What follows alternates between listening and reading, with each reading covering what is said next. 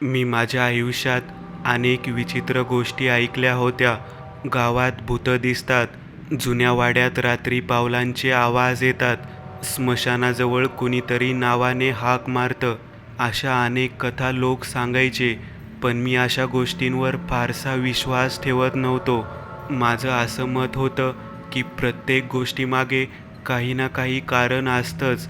पण एका चौकाने माझा हा विश्वास कायमचा बदलून टाकला. ही घटना सुमारे 7 वर्षांपूर्वीची आहे. मी तेव्हा एका प्रायव्हेट कंपनीत काम करत होतो.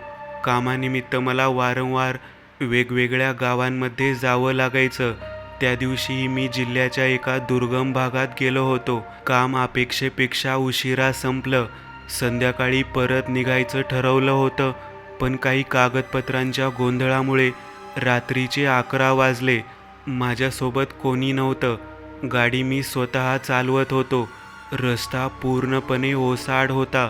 कधी एखादा ट्रक समोरून जायचा, तर पुन्हा अनेक किलोमीटरपर्यंत कुणीच दिसायचं नाही. रात्रीची हवा थंड झाली होती. आकाशात ढग नव्हते, पण चंद्र देखील दिसत नव्हता.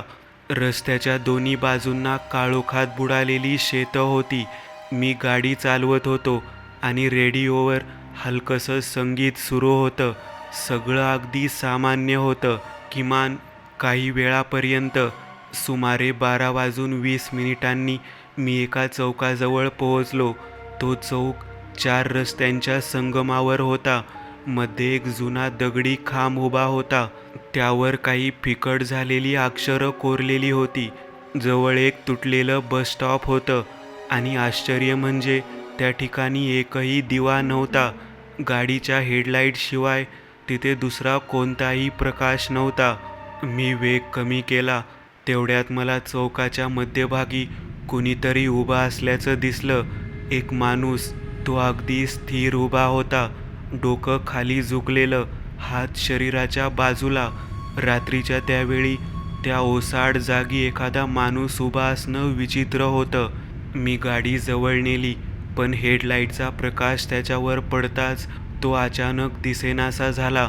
अगदी एका क्षणात, जणू तिथे कोणी होतच नाही.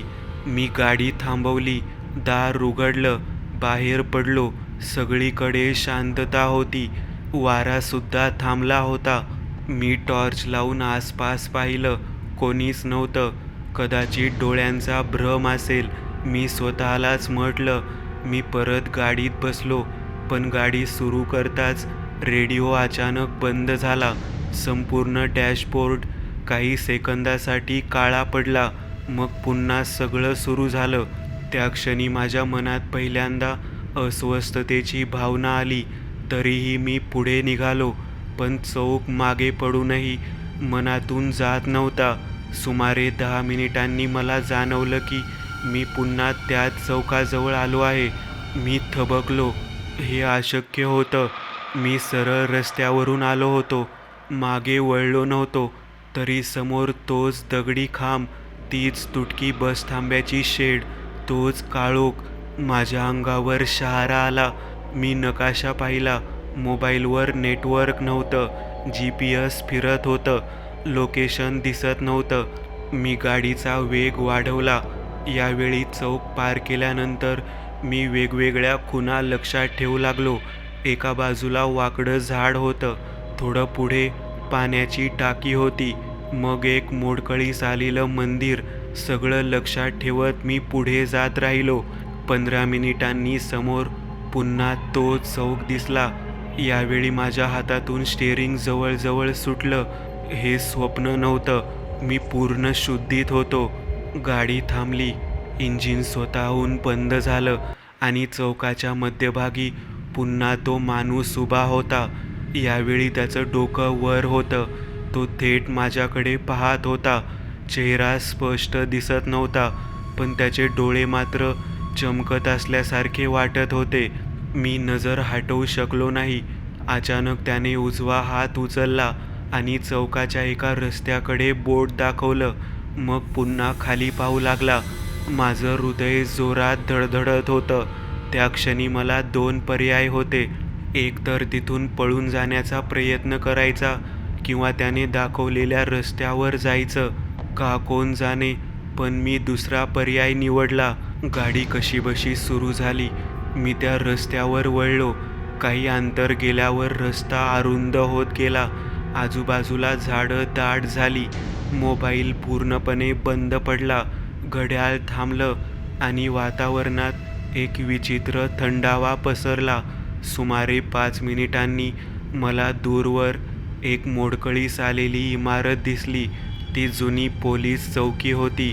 फलक अर्धवट तुटलेला होता. गाडी थांबवून मी खाली उतरलो. आत धूळ होती, जाळी होती आणि अनेक वर्षांपासून तिथे कोणी आलं नसल्याचं स्पष्ट दिसत होतं. भिंतीवर एक जुना वर्तमानपत्राचा तुकडा चिकटलेला होता. मी टॉर्चचा प्रकाश टाकला. त्यावर एक बातमी होती. बातमी वाचून माझ्या पायाखालची जमीन सरकली.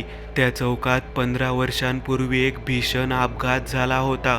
एक बस आणि ट्रकची समोरासमोर धडक झाली होती. अनेक लोक जागीच मृत्युमुखी पडले होते आणि अपघातानंतर काही दिवसांनी चौकात विचित्र घटना घडू लागल्या होत्या.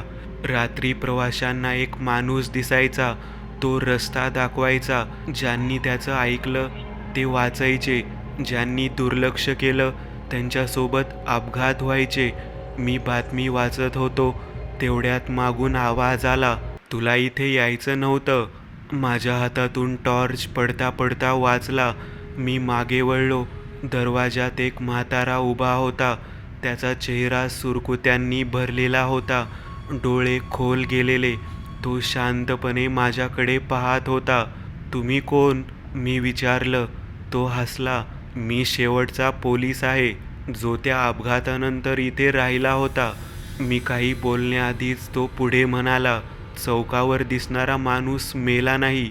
मग तो अजूनही तिथेच अडकला आहे. माझ्या अंगावर काटा आला. म्हातारा मला एका जुन्या खोलीत घेऊन गेला. तिथे धुळीखाली काही फाईल्स होत्या. एका फाईलमध्ये अपघाताचे फोटो होते. मी एक फोटो उचलला आणि माझा श्वास थांबला.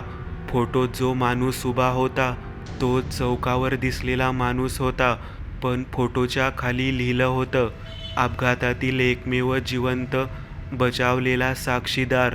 म्हणजे तो मेला नव्हता. मग तो चौकावर कसा दिसत होता? म्हातारा हळू आवाजात म्हणाला, तो काही दिवसांनी गायब झाला. त्याचा मृतदेह कधीच सापडला नाही. खोलीत अचानक थंड हवा पसरली. माझ्या मागून पावलांचा आवाज आला. मी वळलो. दाराजवळ तोच माणूस उभा होता. यावेळी त्याचा चेहरा स्पष्ट दिसत होता आणि चेहऱ्यावर भीती होती, प्रचंड भीती. तो माझ्याकडे पाहत होता. मग त्याने थरथरत्या हाताने खिडकीकडे इशारा केला. मी खिडकीबाहेर पाहिलं आणि माझ्या तोंडून किंकाळी बाहेर पडली. चौकीच्या बाहेर डझनभर सावल्या उभ्या होत्या. त्या हळूहळू जवळ येत होत्या. त्यांचे चेहरे नव्हते, डोळे नव्हते, फक्त काळे आकार. म्हातारा अचानक ओरडला, पळ! त्याच क्षणी चौकी हालायला लागली. भिंतींना तडे गेले. खिडक्या फुटल्या. मी जीवाच्या आकांताने बाहेर पळालो. गाडीत बसलो. इंजिन सुरू केलं आणि मागे न पाहता वेगाने निघालो. काही मिनिटांनी अचानक मला समोर शहराचे दिवे दिसले. नेटवर्क परत आलं. घड्याळ चालू झालं. सगळं सामान्य झालं. मी घरी पोहोचलो. दुसऱ्या दिवशी सकाळी मी पुन्हा त्या भागात गेलो. मला सत्य जाणून घ्यायचं होतं, पण तिथे पोहोचल्यावर मला धक्का बसला. तो चौक होता. दगडी खांबही होता, पण त्या रस्त्यावर कोणतीही जुनी पोलीस चौकी नव्हती. गावकऱ्यांनी सांगितलं की तिथे कधीच चौकी नव्हती. मी त्यांना म्हाताऱ्याबद्दल विचारलं. त्यावर एक वृद्ध माणूस शांतपणे म्हणाला, त्या अपघाताचा तपास करणारा पोलीस अधिकारी 30 वर्षांपूर्वी मेला. माझ्या हातापायातली शक्तीच गेली. मी त्याला फोटो दाखवला. तो फोटो पाहून तो वृद्ध फिकट पडला, कारण फोटोतील पोलीस अधिकारी आणि मी रात्री भेटलेला म्हातारा एकच होता. आज 7 वर्ष झाली. मी त्या रस्त्याने पुन्हा कधी गेलो नाही, पण अजूनही कधीकधी मध्यरात्री माझी झोप उघडते आणि मला एकच स्वप्न पडतं. एक काळाकुट्ट चौक, मध्यभागी उभा असलेला एक माणूस आणि तो शांतपणे एका अंधाऱ्या रस्त्याकडे बोट दाखवत असतो, जणू अजून कुणाला तरी वाचवण्याचा प्रयत्न करत आहे. त्या घटनेनंतर मी स्वतःला समजावत राहिलो की जे काही घडलं ते कदाचित मानसिक थकवा, भीती आणि रात्रीच्या वातावरणामुळे झालेला भास असावा. पण मनाच्या एका कोपऱ्यात मला माहीत होतं की मी स्वतःला खोटं सांगत होतो, कारण काही गोष्टी अशा होत्या ज्यांचं स्पष्टीकरण देता येत नव्हतं. सर्वात मोठी गोष्ट म्हणजे तो फोटो. मी चौकीतून निघताना नकळत तो जुना फोटो माझ्या बॅगेत ठेवला होता. घरी आल्यावर मी तो काढून पुन्हा पुन्हा पाहिला होता. फोटोत अपघातग्रस्त बस, चिरडलेला ट्रक आणि त्यांच्या मधोमध उभा असलेला तोच माणूस दिसत होता. चेहरा, डोळे, उभं राहण्याची पद्धत, सगळं तंतोतंत सारखं. मी तो फोटो एका फाईलमध्ये ठेवून दिला. मग आयुष्य पुन्हा पूर्ववत सुरू झालं, किमान वरवर तरी. पण जवळपास महिन्याभरानंतर विचित्र गोष्टी सुरू झाल्या. एका रात्री मी झोपेतून अचानक जागा झालो. माझी नजर थेट भिंतीवरील घड्याळावर गेली. 2:13. खोली पूर्ण शांत होती. मी पाणी प्यायलो आणि पुन्हा झोपण्याचा प्रयत्न केला. तेवढ्यात मला बाहेरून वाहनाचा आवाज ऐकू आला. जणू एखादी जुनी बस हळूहळू रस्त्यावरून जात होती. आमच्या भागात त्यावेळी बस येण्याचा प्रश्नच नव्हता, तरीही तो आवाज स्पष्ट ऐकू येत होता. ब्रेकचा किरकिरणारा आवाज, लोखंड घासल्यासारखा आवाज आणि मग अचानक झालेला मोठा धडाम, जणू अपघात झाला होता. मी घाबरून खिडकीपाशी गेलो. बाहेर कोणीच नव्हतं. रस्ता पूर्ण रिकामा होता. दुसऱ्या दिवशी सकाळी मी हे सगळं विसरण्याचा प्रयत्न केला, पण त्याच रात्री पुन्हा 2:15ला मला जाग आली आणि पुन्हा तेच आवाज. यावेळी मला त्यासोबत किंकाळ्याही ऐकू आल्या, दूरवरून, अस्पष्ट, जणू कोणीतरी मदतीसाठी ओरडत होतं. त्या रात्रीनंतर हे जवळजवळ रोजच घडू लागलं. मी झोपायला घाबरू लागलो. कामावर लक्ष लागत नव्हतं. डोळ्यांखाली काळी वर्तुळं दिसू लागली. एके दिवशी ऑफिसमध्ये बसलो असताना माझ्या मोबाईलवर अनोळखी नंबरवरून कॉल आला. मी उचलला. पलीकडे काही सेकंद शांतता होती. मग अचानक स्टॅटिक आवाज आला आणि त्यातून कुणाचा तरी दबलेला आवाज ऐकू आला. चौक. मी जागेवरच गोठलो. कोण बोलतंय? कसलंच उत्तर आलं नाही. फक्त स्टॅटिक. मग पुन्हा तोच आवाज, परत ये. कॉल कट झाला. माझे हात थरथरत होते. त्या दिवशी संध्याकाळी मी कॉल डिटेल्स तपासल्या. तो नंबर अस्तित्वातच नव्हता. मी मित्रांना सांगितलं. सगळ्यांनी हसून दुर्लक्ष केलं. कुणी म्हणालं ताण आहे, कुणी म्हणालं झोप कमी होते. मीही तेच मान्य करण्याचा प्रयत्न केला. पण पुढच्या आठवड्यात जे घडलं त्यानंतर माझी खात्री झाली की हा फक्त ताण नव्हता. त्या रात्री मी घरात एकटाच होतो. सुमारे 11 वाजले असतील. मी टीव्ही पाहत बसलो होतो. अचानक लाईट 2-3 वेळा लुकलुकली, मग स्थिर झाली. टीव्हीच्या स्क्रीनवर काही सेकंदांसाठी चित्र गायब झालं आणि स्क्रीनवर धूसर प्रतिमा दिसू लागली. सुरुवातीला काहीच कळत नव्हतं. मग चित्र हळूहळू स्पष्ट झालं. तो एक चौक होता. माझ्या छातीत धडधड सुरू झाली, कारण तो नेमका तोच चौक होता. मध्यभागी दगडी खांब, तुटकं बसस्टॉप आणि काळोख. मी रिमोट उचलला. चॅनल बदलण्याचा प्रयत्न केला. काहीच होत नव्हतं. स्क्रीनवर अचानक एक माणूस दिसला. तो चौकाच्या मध्यभागी उभा होता. त्याने हळूहळू डोकं वर केलं. तोच माणूस. मी घामाने भिजलो. स्क्रीन अचानक काळी झाली. मग सर्व काही पूर्ववत झालं. मी लगेच टीव्ही बंद केला. त्या रात्री मला झोप लागली नाही. दुसऱ्या दिवशी सकाळी मी निर्णय घेतला. मला पुन्हा त्या चौकात जायलाच हवं होतं, कारण जे काही सुरू होतं ते थांबवायचं असेल तर सत्य समजणं गरजेचं होतं. 2 दिवसांनी मी पुन्हा त्या भागात गेलो. यावेळी दिवसाचा उजेड होता. चौक अगदी सामान्य दिसत होता. वाहनांची थोडीफार वर्दळ होती. काही लोक बसस्टॉपवर उभे होते. रात्री पाहिलेला भयावहपणा कुठेच दिसत नव्हता. मी जवळच्या चहाच्या टपरीवर गेलो. तिथे एक वृद्ध माणूस बसला होता. मी त्याच्याशी गप्पा मारायला सुरुवात केली. हळूहळू विषय त्या चौकावर आला. क्षणात त्याच्या चेहऱ्याचा रंग बदलला. त्याने आजूबाजूला पाहिलं आणि हळू आवाजात म्हणाला, "तुम्ही रात्री इथे आलात का?" मी काही उत्तर दिलं नाही. तो पुढे म्हणाला, "रात्री त्या चौकाबद्दल बोलणं लोक टाळतात का?" तो काही क्षण शांत राहिला. मग म्हणाला, "कारण अपघात फक्त एकदाच झाला नव्हता." माझं हृदय धडधडू लागलं. "म्हणजे?" "पहिला अपघात 15 वर्षांपूर्वी झाला, पण त्यानंतर दर काही वर्षांनी तिथे विचित्र मृत्यू झाले." मी विचारलं, "कशा प्रकारचे?" त्याने चहाचा कप खाली ठेवला. "सगळे लोक एकच गोष्ट सांगायचे." "काय?" "त्यांना चौकात एक माणूस दिसला होता." माझ्या पाठीवरून थंड शिरशिरी गेली. वृद्ध पुढे म्हणाला, "पण गंमत म्हणजे प्रत्येक वेळी त्याचा चेहरा वेगळा असायचा." मी गोंधळलो. "म्हणजे?" "कोणाला तरुण दिसला, कोणाला म्हातारा, कोणाला पोलीस, कोणाला बस चालक, पण तोच माणूस." "हो." त्याच्या डोळ्यांत भीती स्पष्ट दिसत होती, कारण तो माणूस प्रत्यक्षात माणूस नाही. त्या क्षणी जोराचा वारा सुटला. टपरीच्या छपराला कर्कश आवाज झाला. वृद्ध अचानक उठला. "तुम्ही इथून निघा, पण उशीर होण्याआधी निघा." तो न बोलताच दूर चालत गेला. मी त्याच्या मागे पाहत राहिलो आणि अचानक माझी नजर चौकाकडे गेली. दुपारचा उजेड होता. लोकांची ये-जा सुरू होती, पण तरीही दगडी खांबाजवळ कुणीतरी उभं होतं. एक माणूस, डोकं खाली, हात शरीराच्या बाजूला. नेमका तसाच. मी डोळे चोळले, पुन्हा पाहिलं. तो गायब झाला होता. त्या क्षणी मला समजलं, ही गोष्ट अजून संपलेली नव्हती. खरं तर ती आता सुरू होत होती. मी तिथून निघालो, पण मन पूर्ण अस्वस्थ झालं होतं.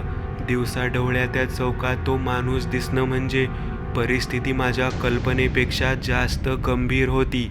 त्या रात्री परतल्यावर मी ठरवलं की आता भीती बाजूला ठेवून सत्य शोधायचं. मी जुन्या वर्तमानपत्रांच्या वेबसाईट्स, अपघातांचे रेकॉर्ड आणि जिल्ह्याच्या इतिहासाबद्दल माहिती शोधू लागलो. जवळपास 4 तास शोधल्यानंतर मला एक अतिशय जुनी बातमी सापडली. ती बातमी त्या चौकाच्या अपघातापेक्षा खूप जुनी होती. सुमारे 40 वर्षांपूर्वीची. त्या जागी पूर्वी एक छोटंसं गाव होतं. गावाचं नाव होतं विरानवाडी. आज त्या नावाचा कुठेही उल्लेख नव्हता, कारण ते गाव अस्तित्वातूनच नाहीसं झालं होतं. बातमीनुसार एका रात्री गावात अचानक भीषण आग लागली होती.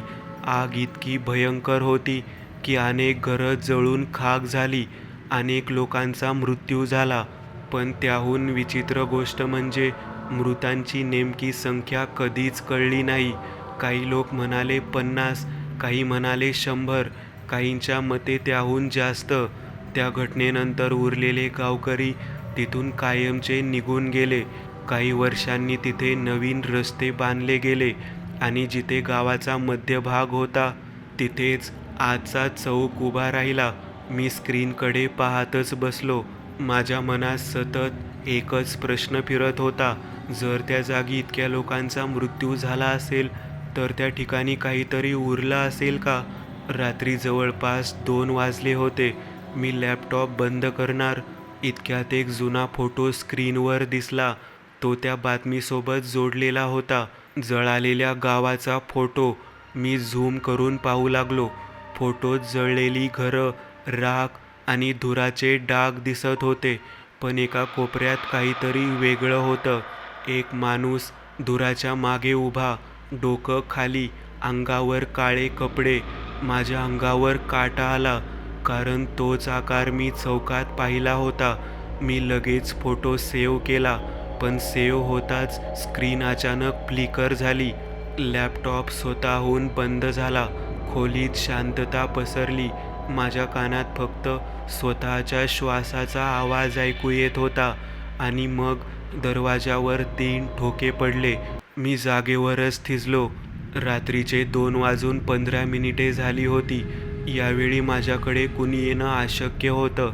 मी काही क्षण शांत बसलो. पुन्हा ठोके पडले. यावेळी थोडे जोरात. माझं हृदय वेड्यासारखं धडधडत होतं.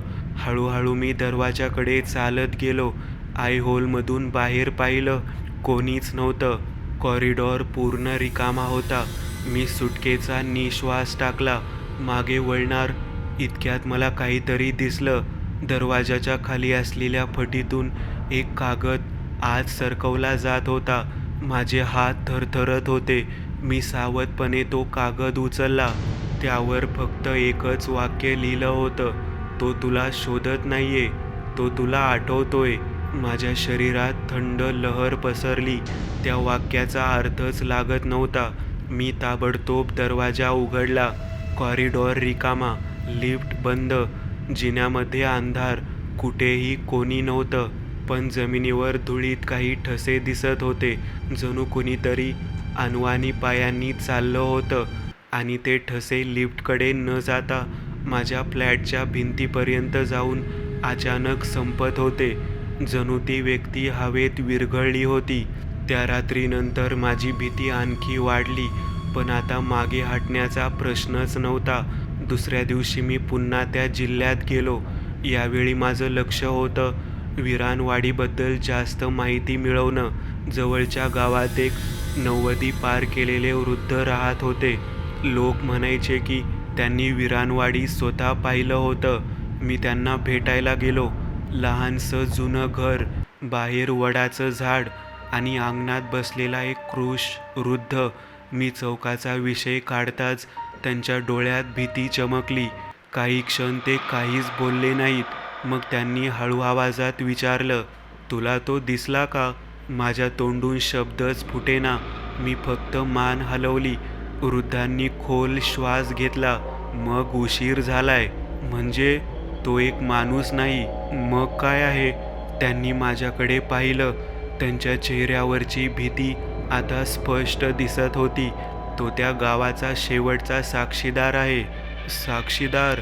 हो, कारण गाव जळलं ते अपघात नव्हतं. माझ्या अंगावर काटा आला. म्हणजे आग लावली गेली होती. वृद्धांनी मान हलवली. संपूर्ण गाव जाळलं गेलं होतं. क्षणभर माझ्या भोवतालचं जगच थांबल्यासारखं वाटलं. कोणी? वृद्ध उत्तर देणार इतक्यात त्यांच्या घराबाहेर अचानक कुत्रे भुंकायला लागले. 1-2 नाही, संपूर्ण गल्लीतील. त्यांचा आवाज इतका विचित्र होता की माझ्या छातीत धडधड सुरू झाली. वृद्ध अचानक फिके पडले. त्यांनी खिडकीबाहेर पाहिलं आणि त्यांचे हात थरथरू लागले. तो इथे आलाय. मीही खिडकीकडे पाहिलं. रस्त्याच्या दुसऱ्या टोकाला एक माणूस उभा होता. डोकं खाली, हात बाजूला, पूर्ण स्थिर. दुपारच्या उजेडात. आणि यावेळी तो स्पष्टपणे आमच्याकडे पाहत होता. वृद्धांनी माझा हात पकडला. त्यांची पकड आश्चर्यकारकपणे मजबूत होती. ऐक, जर तुला जिवंत राहायचं असेल तर त्या चौकाखाली काय आहे ते शोध. चौकाखाली? हो. तिथे काय आहे?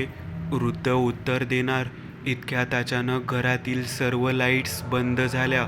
खोली अंधारात बुडाली आणि बाहेरच्या रस्त्यावरून एक भीषण किंकाळी ऐकू आली. मी खिडकीकडे धावलो. रस्ता रिकामा होता. तो माणूस गायब झाला होता. पण वृद्ध माझ्या शेजारी नव्हते.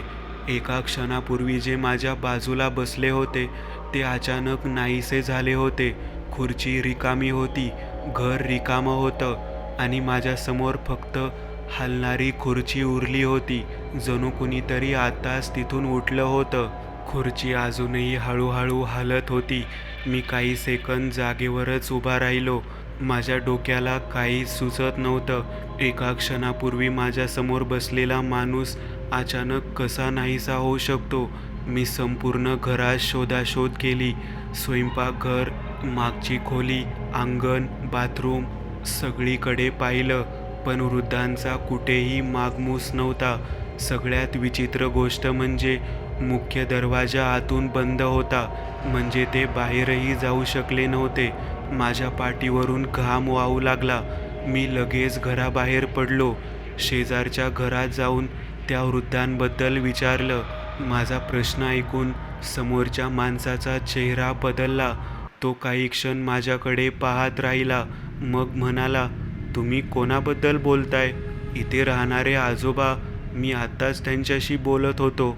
त्याने हळूच घराकडे पाहिलं, मग पुन्हा माझ्याकडे. ते घर 5 वर्षांपासून बंद आहे. माझ्या छातीत धडधड सुरू झाली. काय? हो, त्या घरात राहणारे आजोबा 5 वर्षांपूर्वी मरण पावले. क्षणभर माझ्या कानांवर विश्वास बसला नाही. मी मागे वळून त्या घराकडे पाहिलं. खिडक्यांवर जाड धूळ होती, दाराच्या कुलपांवर गंज चढला होता आणि आता नीट पाहिल्यावर ते घर खरंच अनेक वर्षांपासून बंद असल्यासारखं दिसत होतं. पण मग मी आत कसा गेलो होतो? आणि मी ज्याच्याशी बोललो तो कोण होता? माझ्या पोटात गोळा आला. मी तिथून निघालो, पण निघताना एक गोष्ट सतत डोक्यात घुमत होती. त्या चौकाखाली काय आहे ते शोध. संध्याकाळपर्यंत मी जिल्हा कार्यालयात पोहोचलो. तिथे जुने नकाशे आणि जमीन अभिलेख ठेवलेले होते. काही ओळखी वापरून मला जुने रेकॉर्ड पाहण्याची परवानगी मिळाली. जवळपास 3 तास मी धुळीने माखलेल्या फाईल्स चाळत बसलो आणि मग मला एक नकाशा सापडला. तो जवळपास 50 वर्षापूर्वीचा होता. मी तो टेबलवर पसरवला आणि माझ्या अंगावर काटा आला, कारण जिथे आज चौक होता तिथे पूर्वी एक मोठी विहीर दाखवलेली होती. गावाच्या मध्यभागी विरानवाडीची मुख्य विहीर. पण काही वर्षांनी केलेल्या दुसऱ्या नकाशात ती विहीर गायब होती. जणू ती कधी अस्तित्वातच नव्हती. मी रेकॉर्ड तपासले. त्यात एक छोटासा उल्लेख होता, विहीर कायमची बंद करण्यात आली. बस, त्यापुढे काहीच माहिती नव्हती. का बंद केली, कशी बंद केली, कोणाच्या आदेशाने, काहीच नाही. पण आता मला खात्री वाटू लागली होती की रहस्याचा धागा त्या विहिरीशी जोडलेला आहे. त्या रात्री मी जवळच्या लॉजमध्ये थांबलो. उद्या सकाळी चौकाजवळ जाऊन अधिक तपास करायचा असं ठरवलं. पण नियतीला काहीतरी वेगळंच मंजूर होतं. रात्री साधारण 3च्या सुमारास मला अचानक जाग आली. खोलीत प्रचंड थंडी होती. AC बंद होता, खिडक्या बंद होत्या. तरीही वातावरणात गोठल्यासारखं वाटत होतं. मी अंथरुणावर उठून बसलो आणि तेव्हाच मला एक गोष्ट जाणवली. खोलीत मी एकटा नव्हतो, कुणीतरी दुसरंही होतं. माझा श्वास अडकला. हळूहळू मी नजर खोलीच्या कोपऱ्याकडे वळवली. तिथे अंधार होता, पण त्या अंधारात एक आकार उभा होता, स्थिर, शांत, डोकं खाली. माझे हात थरथरू लागले. तोच माणूस. मी ओरडण्याचा प्रयत्न केला, पण आवाजच निघाला नाही. तो काही क्षण तसाच उभा राहिला. मग त्याने हळूहळू डोकं वर केलं. पहिल्यांदाच मला त्याचा चेहरा स्पष्ट दिसला आणि तो चेहरा पाहून माझ्या अंगातील रक्त गोठलं. कारण तो चेहरा माझाच होता. माझ्यासारखेच डोळे, माझ्यासारखंच नाक, माझ्यासारखेच केस. जणू आरशात स्वतःलाच पाहत होतो. मी स्तब्ध झालो. तो काही क्षण बोलला नाही, फक्त माझ्याकडे पाहत राहिला. मग त्याने हात वर केला आणि खोलीच्या भिंतीकडे बोट दाखवलं. मी नकळत त्या दिशेने पाहिलं. भिंतीवर सावलीसारखी काही अक्षरं उमटत होती. हळूहळू, जणू कुणीतरी अदृश्य हाताने लिहिलं होतं. खाली पहा. माझं हृदय जोरात धडधडू लागलं. मी खाली पाहिलं. बेड खाली अंधार होता, पण त्या अंधारातून काहीतरी बाहेर सरकत होतं. एक हात, काळपट, जळालेला, मानवी हात. माझ्या तोंडून किंकाळी बाहेर पडली. मी उडी मारून मागे सरकलो. लाईट चालू करण्यासाठी स्विचकडे धावलो. लाईट लागला. खोली उजळली आणि सगळं गायब झालं. ना तो माणूस, ना भिंतीवरील अक्षरं, ना बेडखालचा हात. मी पूर्ण रात्र जागाच बसलो. सकाळ होताच चौकाकडे निघालो. आता मला उत्तरं हवी होती. जे काही होत होतं त्याचा शेवट करायचा होता. दुपारी मी चौकाजवळ पोहोचलो. आजूबाजूला कोणी नव्हतं. मी गाडी बाजूला लावली, दगडी खांबाजवळ गेलो आणि तिथे मला काहीतरी दिसलं, जे मी आधी कधी पाहिलं नव्हतं. खांबाच्या तळाशी माती थोडी खचलेली होती, जणू अलीकडेच कुणीतरी तिथे खोदकाम केलं होतं. मी जवळ गेलो, हाताने माती बाजूला केली आणि काही सेकंदातच माझ्या बोटांना काहीतरी कठीण वस्तू लागली. मी आणखी माती काढली आणि मग माझा श्वास अडकला, कारण जमिनीखालून एक मानवी कवटी बाहेर दिसू लागली होती. ती फक्त सुरुवात होती. जणू संपूर्ण जमिनीखाली कुणीतरी शेकडो मृतदेह पुरले होते. आणि त्याच क्षणी माझ्या मागून एक आवाज आला, खूप हळू, खूप जवळून, जणू कुणीतरी माझ्या कानाशी येऊन कुजबुजलं, आता तुला सत्य दिसायला लागलंय. मी हळूहळू मागे वळलो आणि जे पाहिलं ते पाहून माझ्या पायाखालची जमीनच सरकली.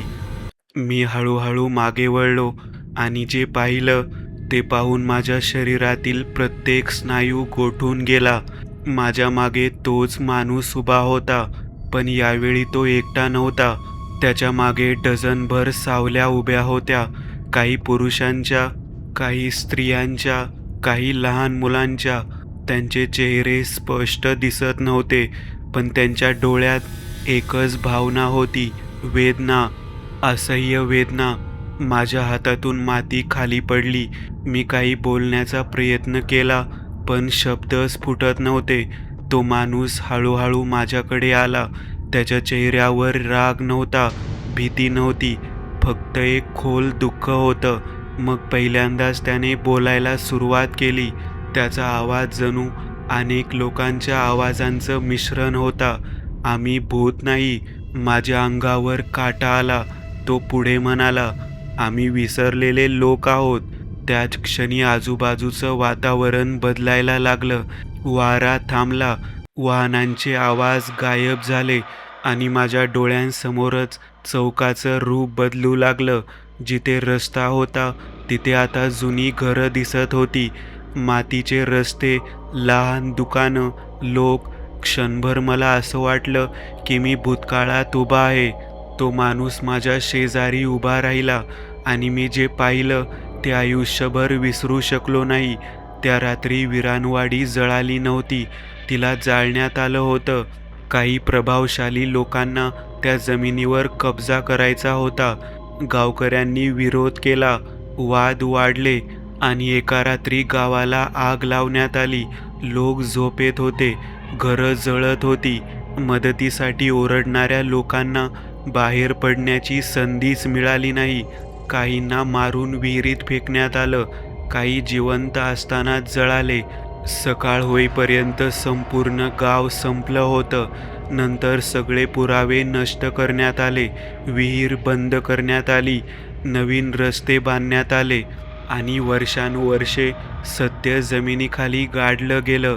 माझ्या डोळ्यात नकळत पाणी आलं, कारण त्या सावल्यांमध्ये मला भीतीपेक्षा वेदना जास्त दिसत होती.